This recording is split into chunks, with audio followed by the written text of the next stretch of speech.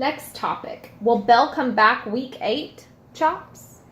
Well, actually, he put out through his publicist and sent out the team, he'll be back week 7.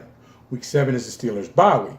That means if he reports he's on the roster for the bye week, he gets a check even though he didn't play that week. Mm-hmm. And, yeah, I believe he'll be back. And if you remember when we talked about this beginning of the season before the Cleveland game, said the worst thing that could happen for Bell is that Connor go and show out.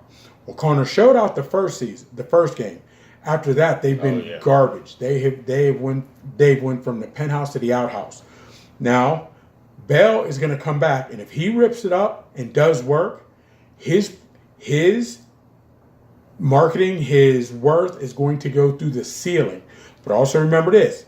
The Steelers are going to run him like a government mule. He's going to touch the guy. He's going to touch the ball more than any guy has in 8 weeks of a season than ever before. Oh, yeah. I believe that. But I believe he'll be back week 7. Yeah, I think he'll be back. I think he got that call from Antonio Brown like, hey, bro, we need you. We need you. Because, I mean, we thought, was his name Connor? Yes. I thought he was, I had faith in him I had faith in him after that first game. But like you always say, don't believe the hype. So I had to slow down, pump the brakes because I mean, if he comes back and show out, Le'Veon Bell come back and show out, I mean, his brand's gonna go to the market. I mean, he's gonna be. I guarantee that them Pittsburgh fans, all the stuff they said about him, people in the linemen and stuff, they say stuff about him. All right, they'd be hush mouth when he come because they're gonna be buying the jersey. Oh, as long as he filling stadiums, and everything. Because I'm a Steeler fan too. I am a truly Steeler fan.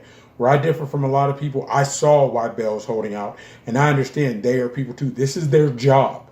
This is their job. A lot of people go on Sundays. You need to just dead it out, whatever have you. But these people have jobs. They have lives. So I understand the business aspect why he's doing this. A lot of Steeler fans, I love my Steelers.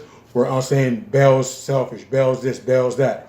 If Bell takes us to the Super Bowl and breaks his leg in the Super Bowl and doesn't get his paycheck, not one of you Steeler fans is going to go into your pocket and help him out. Not one of his offensive linemen is going to go into their pockets to restructure their contract to give him big money. The Rooneys are not going to give him more money because he helped and stayed to get them to the Super Bowl. So you got to realize the business. What works for the goose, as in the team, they'll cut you when they don't need you. Works for the gander, as in a player. When he has leverage, he needs to use it. But also, let's not totally say it's a failure because in week 1, Connor had over 30 carries. He's only had 15 in the last 3 games. Yeah, I know. That's ridiculous. You're totally abandoning the run. And even when they were down by 21 quick to Kansas City, they tied it back up and still didn't start running the ball. They still were passing it. When you're going 3 and out because all you're doing is passing and teams know you're passing, D linemen pin their ears back, 3 or 4 in rush, put 7 or 8 in coverage, and you're not going to do anything. You have to keep a defense honest with the run game, and they're going to run Bell. They're going to run him. Yeah, but I think it's more than just, the hype with Bell and, we say that I think the defense is not doing too well right now neither. The Steelers defense ain't doing too well right now, so even if they run Le'Veon Bell like a mule, that defense still has to stop someone. True. And then on, the first and second down, it's okay to run Bell. But Big Ben has to step up to the plate now, too. Absolutely. Because he's been having a horrible couple weeks. But if you think about this, number one, teams don't respect Connor out of the backfield like they do Le'Veon Bell. Also, now we're looking at the same thing. When you've got AB, when you've got Juju, when they're out there, and then now if you put Le'Veon in the slot, no cornerback, no corner, third or fourth corner is going to cover him. You got a nice little tight end. They can do a lot of things. But also, on that aspect, as you say, Le'Veon, this, that, whatever have you, and how much the team can't stop anybody. I understand the defense can't stop anybody. But when it's 3 and out, they're on the field too much. Yeah. Now we're Le'Veon running the Bell. That eats clock. That gives them a little blow. That gives them a little rest. And when they get that rest, that means they're on the field less. So if I'm on the field 10 times, I might give up 7 touchdowns. Yeah. But now if I'm only on the field 4 times, now I'm only giving up 3 touchdowns. Yeah. The less you're on the field, the less points you can give up. Remember they used to say, the more you can keep Brady on the sideline, the less he can hurt you. goes both ways. You got to keep that Yeah. defense on the sideline. Your I think offense has to do some work. I think that this just proved that Le'Veon's winning right now because Connor, they don't respect him out the backfield. They don't respect him as a runner. So this proves that they need him to succeed. So they might as well cut that check for him and go Absolutely. ahead. And let's not forget, before the first week or after the first week when he didn't show up, number one, the linemen tried to celebrate wholeheartedly every time Connor scored against Cleveland the first game to show him, you're our man. Connor celebrated with them. We don't need Bell. We don't need Bell.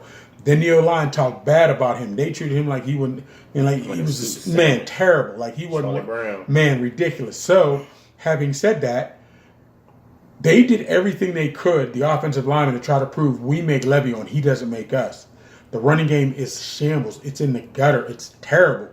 Now again, and you also look, the coach is totally abandoning the run. So is that the coach saying he doesn't even trust in his offensive linemen? It may be. That's a good topic right there. That's a good and topic. As we close, think about this.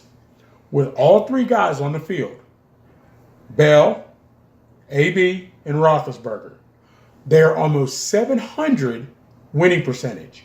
When one of the three is missing, they're almost down to 500.